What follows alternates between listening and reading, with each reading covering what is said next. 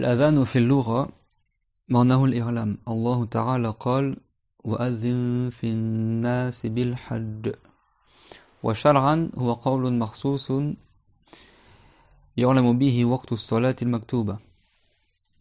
Donc l'adhan, l'appel à la prière, dans la langue arabe, à la base, le adhan, ça veut dire le fait d'informer les gens.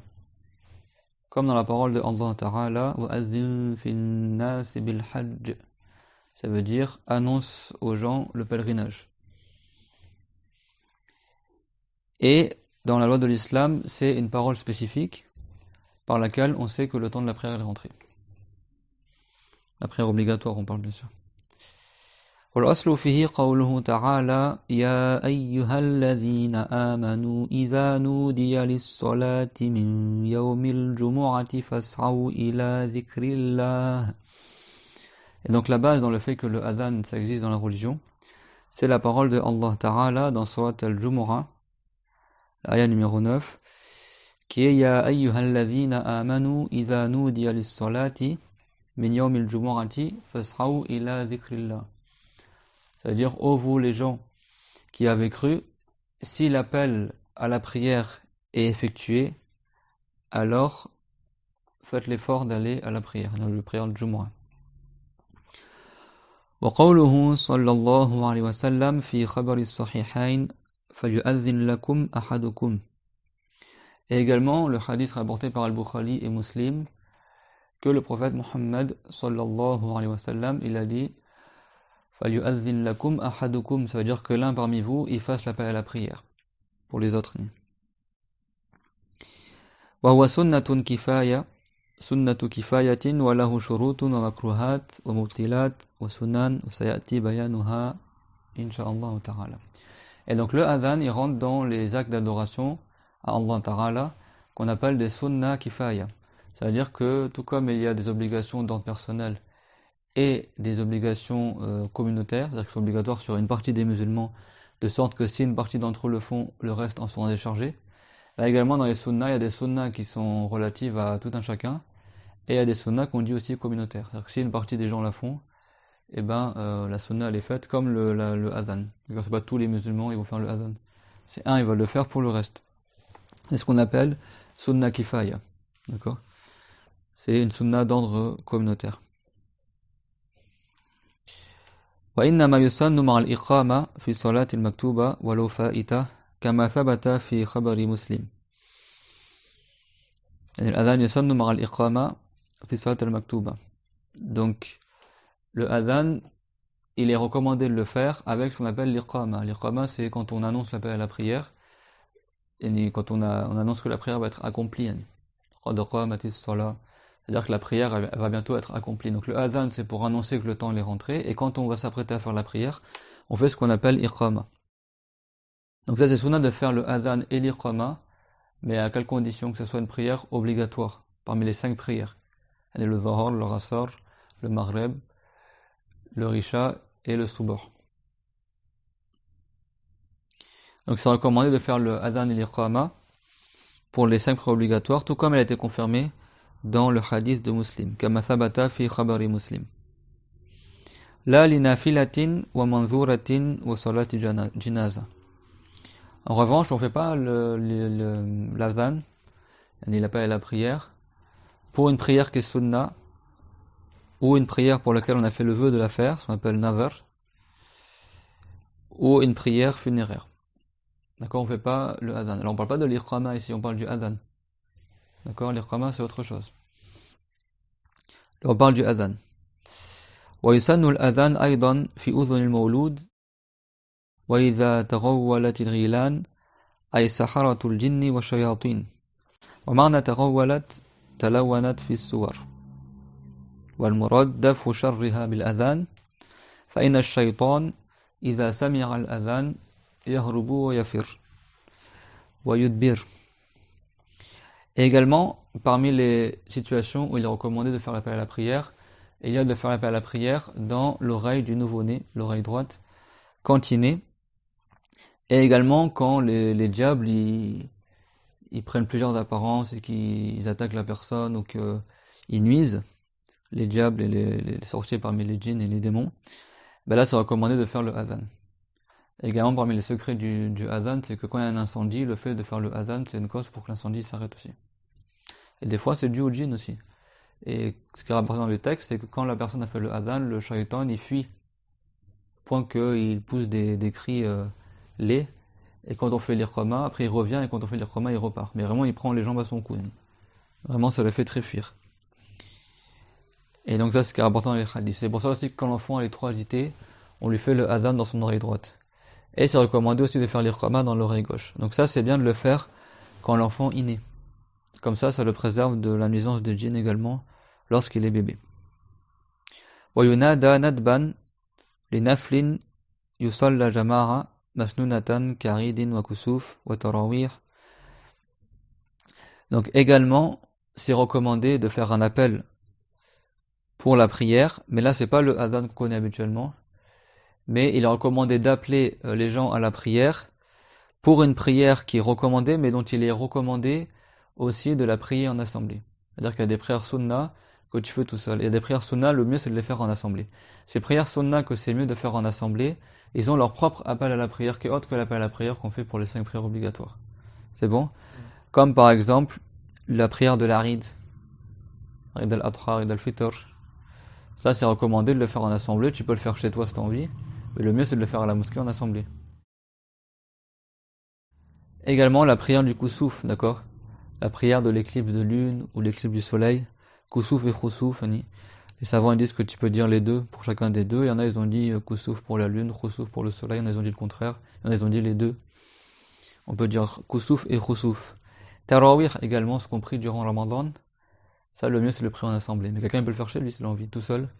Mais le mieux, c'est de le faire en assemblée. D'ailleurs, à l'époque du prophète Mohammed, alayhi salatu wassalam, Tarawih, les gens le faisaient tout seuls. Ils ne faisaient pas tous en assemblée. C'était des petits groupes, c'était pas ensemble, tous ensemble les musulmans. Après, c'est Omar ibn al-Khattab qui a rassemblé les gens derrière un seul imam, plutôt que ce soit des petits groupes comme ça tout seul, derrière un seul imam. Et après, quand il est revenu le jour d'après, il a dit il a dit quelle bonne innovation que celle-ci que j'ai faite. Il était fier d'avoir inventé quelque chose dans la religion qui est bien, d'accord? C'est pour ça que ça prouve que c'est pas tout ce qui est inventé en islam, tout ce qui est innové, c'est forcément de l'égarement. Non, parce que Romain il a dit ni'mal bidratu hadhihi. Quelle bonne bidra que celle-ci. Ça prouve qu'il y a des bonnes bidras et des mauvaises bidras. Donc quand le prophète sallam il a dit wa kullu bidratin dolala, kullu bidratin dolala, que toute bidra elle est un égarement, wa kullu dolalatin finnar, et que chaque égarement il mènera en enfer. Ça veut dire ici la plupart des bidras. Parce que la plupart des choses que les gens ils innovent, souvent c'est de l'égarement. Mais néanmoins, il en demeure pas moins qu'il y a des bidras, des innovations qui sont bonnes dans la religion. Comme le fait d'avoir inventé la science du sarf, du nahou, la grammaire, la conjugaison, le fait d'avoir inventé les dictionnaires, le fait également d'avoir inventé l'imprimerie pour éditer les livres, le fait d'avoir rassemblé le Coran dans un seul ouvrage, alors qu'avant c'était des feuillets éparses, le fait d'avoir rajouté les points dans les lettres comme il a fait Yahya ibn Yarmour, le fait d'avoir inventé la fatra, la dhamma, la kasra, le fait d'avoir inventé les minarets pour les mosquées, ça se faisait pas à l'époque du prophète. Les coupoles des mosquées, ça se faisait pas à l'époque du prophète. La moquette dans la mosquée, ça se faisait pas à l'époque du prophète. Les microphones pour que les gens entendent la prière. Et tout cela sont des bonnes innovations. C'est ça que le prophète, alayhi salam, il a dit Man sanna fil islami sunnatan hasana falahu ajruha wa ajru man amila biha ba'da min ghayri an yanqusa min ujurihim shay'. Comme il a rapporté l'imam muslim dans son sahih, c'est-à-dire celui qui invente une bonne sunna, une bonne innovation dans la religion, il en aura les récompenses, et également tous les gens qui la referont après lui en prenant exemple sur lui, il lui reviendra également une part de récompense parce que c'est lui qui l'aura innové en premier. Et après la suite du hadith que vous connaissez, وَمَنْ سَنَّ فِي الْإِسْلَامِ سُنَّةً سَيِّئَةً فَعَلَيْهِ وِزْرُهَا وَوِزْرُ مَنْ عَمِلَ بِهَا. C'est-à-dire celui qui fait une mauvaise innovation, il s'en chargera du péché de cette mauvaise innovation, et également il lui reviendra une part du péché pour chaque personne qui le refera après lui, parce que c'est lui le premier à avoir fait cette mauvaise innovation, comme Qabil par exemple, qui est le premier humain à avoir tué un musulman injustement, et donc comme il n'a pas fait le repentir de ce péché là aussi, jusqu'à la fin du monde, chaque personne, à chaque fois qu'il fera un meurtre, il reviendra une part du péché à Qabil, qui est le premier homme à avoir fait le meurtre, le frère de Habil, qui était un des fils de Adam et qui était musulman. Il a regretté de l'avoir tué juste parce qu'il est resté 1 an à transporter son corps sur son dos. Et il ne savait pas quoi en faire parce qu'à cette époque-là, il ne savait pas encore que les morts on les enterre. Qabil. Il a juste regretté parce que pendant 1 an, il a transporté son frère sur son dos, au point que le corps de son frère a commencé à changer, et les fauves lui tournaient autour, et lui il avait mis son frère dans un sac, et il savait pas quoi en faire. Jusqu'à que Dieu il a envoyé 2 corbeaux qui se sont battus, un il a tué l'autre, et le corbeau il a enterré le second. Et donc là, Qabil il a dit malheur à moi, je suis incapable de faire ce que les oiseaux ils ont réussi à faire. C'est-à-dire que j'ai même pas su qu'il fallait enterrer le mort. Et après du coup il a enterré son frère. Après Adam alayhi salam, quand il en a été informé, était extrêmement triste. Et ils ont patienté dans leur épreuve, et Dieu l'a remplacé le décès de Habil, qui était un musulman vertueux à l'époque de Adam, par le dernier enfant qu'ils ont eu, Adam et Hawa, qui est Shith alayhi salam, et qui est devenu un prophète après. Et ça a allégé la tristesse de Adam et de sa femme pour le décès de leur fils Habil, qui était un musulman vertueux. Donc il a regretté. Pourquoi il a regretté? Parce que pendant 1 an, il a transporté le corps de Habil sur son dos, dans un sac, au point que le corps de son frère il a commencé à se décomposer, et les fauves ils tournaient autour. D'accord? Et donc du coup après, Dieu lui a fait savoir comment on fait avec le défunt. Et donc pour la prière en assemblée qui est recommandée, comme la prière de l'Arid, la prière de l'éclipse, la prière de Tarawih, et là c'est recommandé de faire un appel. Également pour la prière de demande de la pluie, la demande de l'éclipse, etc. La prière de l'éclipse. Ici, c'est recommandé de dire as-salat al-jamira. On fait pas le adhan comme on fait pour les 5 prières obligatoires. Allahu akbar, ashhadu an la ilaha illallah, ashhadu an la ilaha illallah. Non, d'accord, ici on dit juste as-salat al-jamira. Et ça en raison de que c'est rapporté dans le Sahih d'Al-Bukhari et de Muslim qu'ils ont fait cela lorsqu'il y a eu la prière de l'éclipse. Alors quand il y a une éclipse de lune ou une éclipse de soleil, durant l'éclipse, avant que le soleil réapparaisse ou avant que la lune réapparaisse, c'est recommandé de faire une prière en assemblée où ils invoquent Allah, et c'est une prière dans laquelle il n'y a pas de... Alors tu peux la faire dans raka comme la prière du Subah, mais il y a une manière de faire où tu t'inclines 2 fois. C'est une prière qui est spéciale, il y a une manière spéciale de la faire. Mais ça, tu l'as fait, son temps il est recommandé que lorsque l'éclipse elle est en cours. En fait, tu pries Allah pour que le soleil aussi réapparaisse, ou la lune réapparaisse, et ça c'est un signe de la toute-puissance de Allah pour que les gens ils aient la crainte de Dieu. Et donc durant que l'éclipse elle a lieu, et tu invoques Allah jusqu'à que l'éclipse elle s'arrête. D'accord? Donc ça c'est une prière qu'on fait en assemblée. En général c'est recommandé de la faire en assemblée. Et donc c'est rapporté dans le Sahih d'Al-Bukhari de Muslim que les compagnons ils ont fait l'appel en disant as-salat jamira, as-salat jamiratan. D'accord, as-salat jamiratan. Et du coup les Chaférites ils ont fait l'analogie avec les autres prières qui sont recommandées en assemblée. C'est bon? Alors tu peux dire as-salata jamiratun, as-salatu jamiratan, as-salata jamiratun, mais le mieux c'est de dire as-salata jamiratan. C'est bon? Alors as-salata jamiratan, le premier mot il a une fatha. Alors lama yaquluna al-juz'an mansuban, yani as-salata mansub wa jamiratan mansub كذلك. فالأول هو منصوب بالإغراء، يعني الإغراء معناه أنك تطلب من الشخص أن يلازم شيئا فيكون منصوبا بفعل مقدر. الإغراء في الأصل معناه الإلصاق، يعني لما تلازم شيئا. الله تعالى قال فأغرينا بينهم العداوة، فأغرينا بينهم العداوة، يعني الله تعالى ألصق ذلك الشيء، كان ملازما لهم. وفي الاصطلاح هو تنبيه المخاطب على أمر محبوب ليلزمه، يعني ينبه شخص حتى يعمل ذاك الشيء.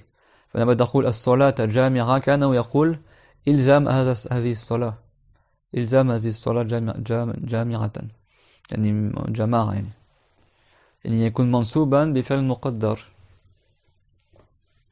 وهذا الفعل يعني يكون يعني موافقا للاسم الذي استعمل، يعني هذا قال له في النحو الإغراء.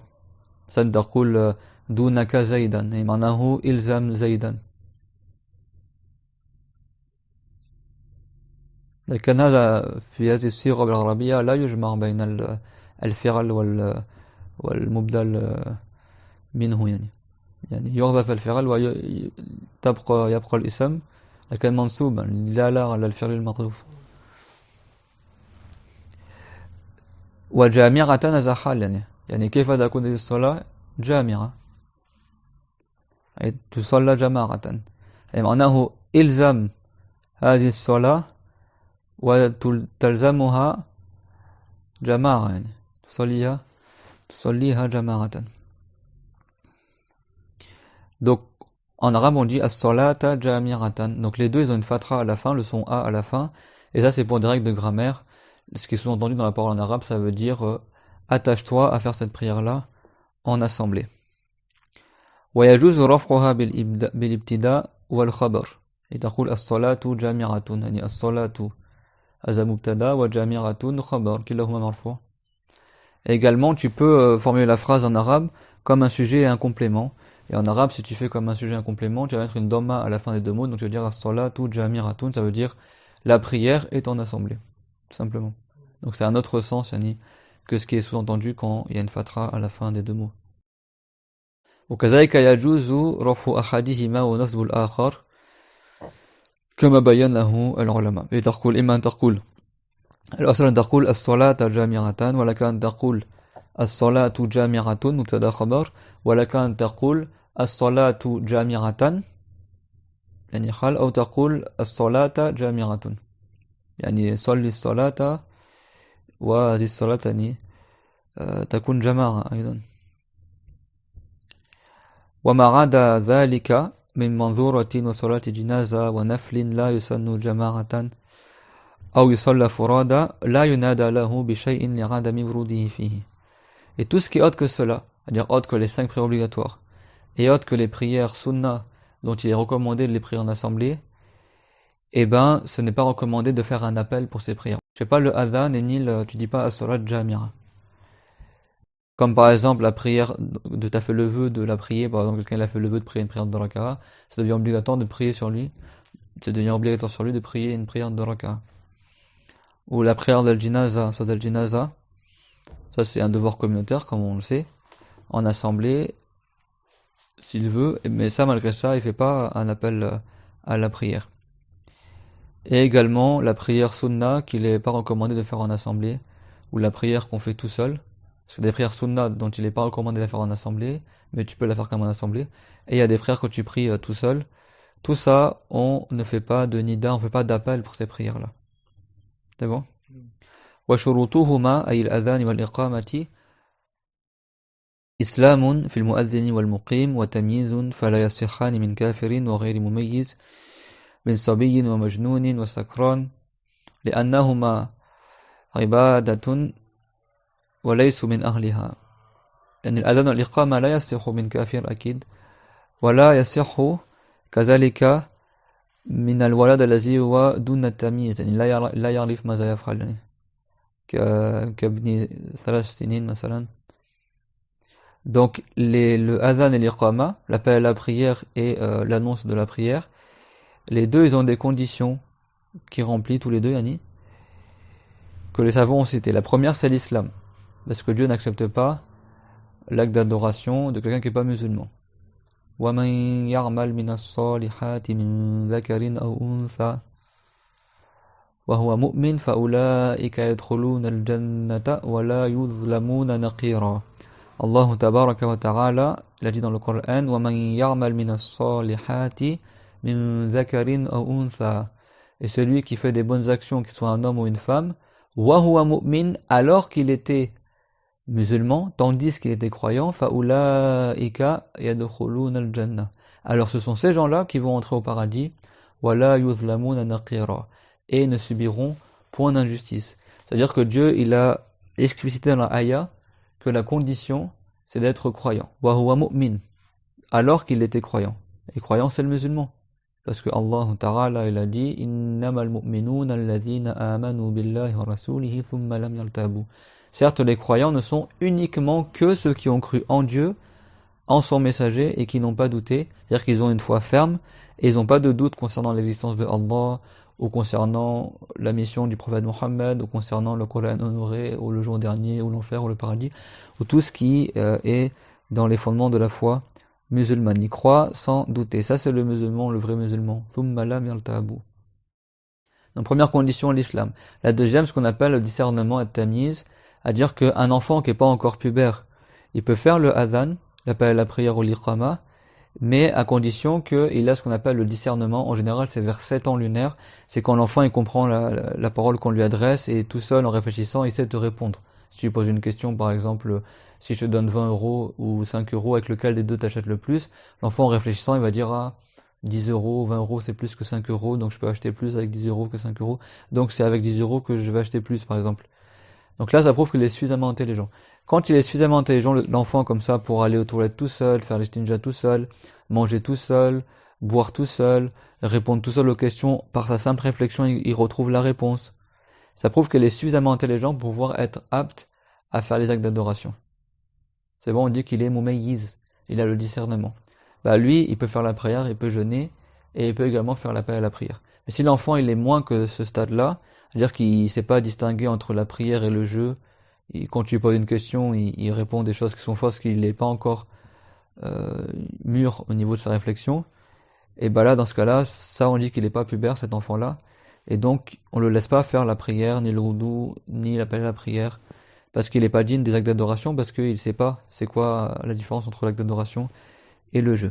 Également le fou, c'est évident, le fou il n'a pas sa raison, donc il va pas faire le adhan, ni l'iqama. Celui qui est ivre également, c'est interdit de boire de l'alcool bien sûr, et celui qui est ivre, même s'il était adulte, même si à la base il n'était pas fou, comme il n'a pas sa raison lorsqu'il est ivre, s'il arrive à ce stade-là, de plus avoir sa raison, et ben c'est pas valable qu'il fasse l'appel à la prière. D'accord? Ça c'est des conditions pour pouvoir faire l'appel à la prière. C'est-à-dire que si ces gens-là ils font appel à la prière, bah, tu prends pas en considération ce que tu as entendu, tu considères pas que le temps il est rentré. Parce qu'ils sont pas aptes à faire appel à la prière.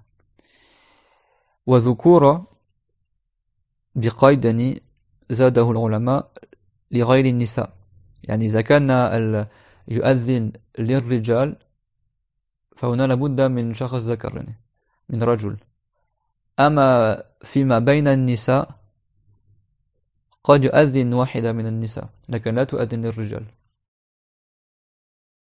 Donc parmi les conditions de l'appel à la prière également, il y a le fait que ce soit un homme qui le fasse, mais ça est pour une restriction qui est que, à condition que c'est pas que pour les femmes que l'appel à la prière est fait.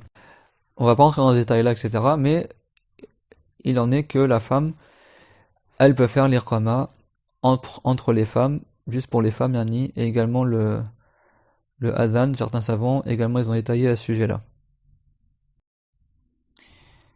فلا يشترط لهن الذكور بل تسن الإقامة لهن بأن تقيم واحدة منهن. Alors, pour le adhan, les savants ils ont parlé. Est-ce qu'elle le fait ou elle le fait pas? Mais pour l'iqama, les chaférites ils ont dit que c'est recommandé qu'elle fasse l'iqama la femme pour le groupe de femmes qui vont prier en assemblée, mais l'iqama. Il n'y a pas le adhan, l'appel à la prière, juste l'iqama. Ça c'est recommandé qu'elle le fait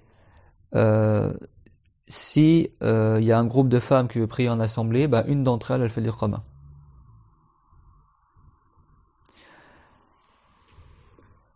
وفي الأذان في أذان المرأة يعني للنساء خلاف يعني العلماء اختلفوا في حكم أذان المرأة للنساء.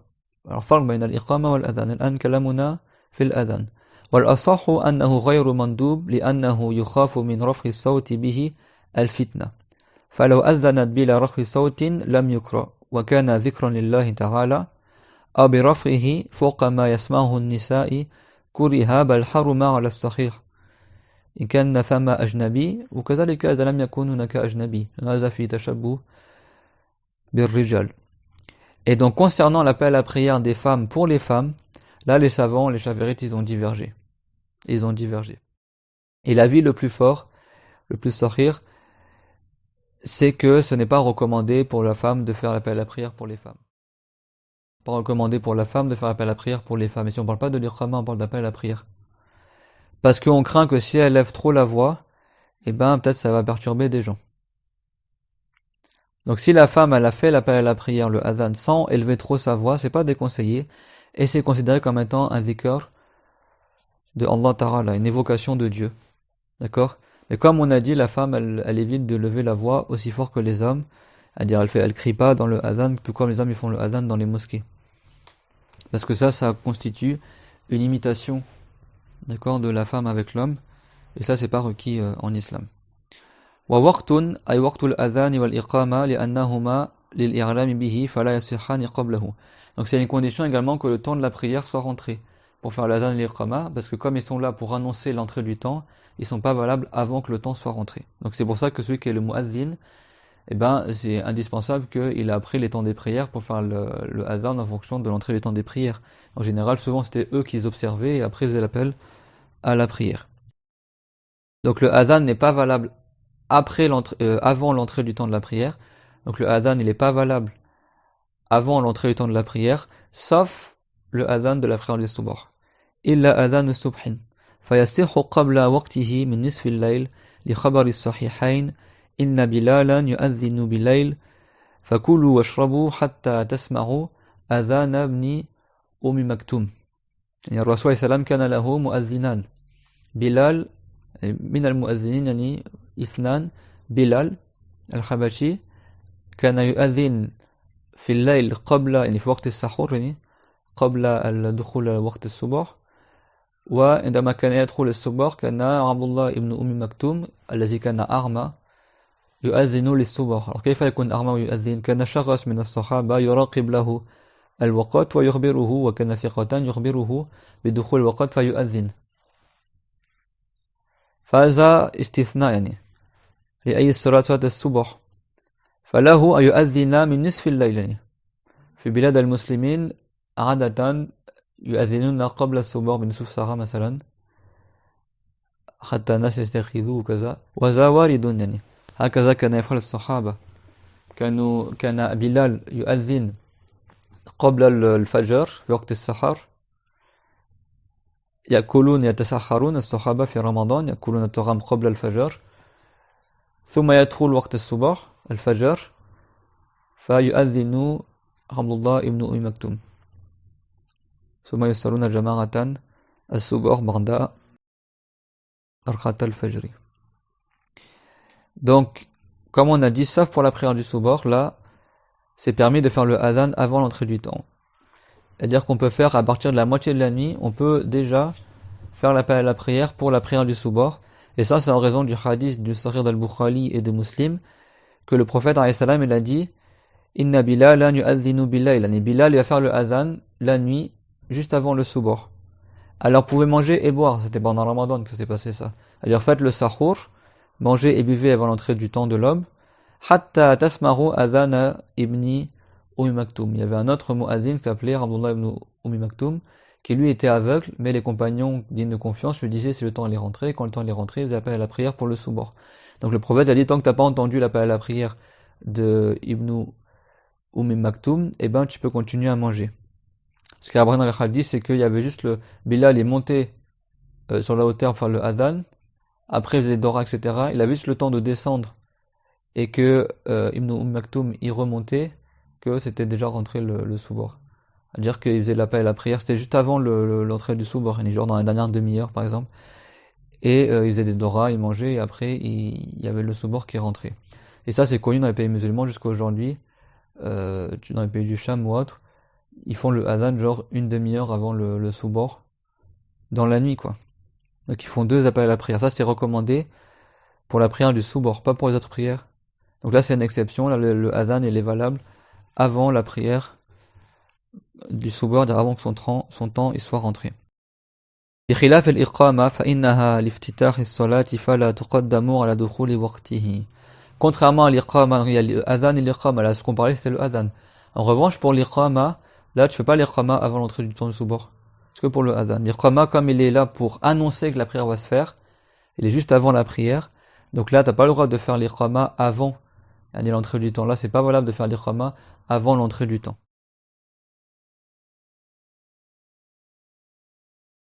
Et il y a d'autres conditions que les savants ils ont mentionnées, qu'on étudie dans des livres plus détaillés.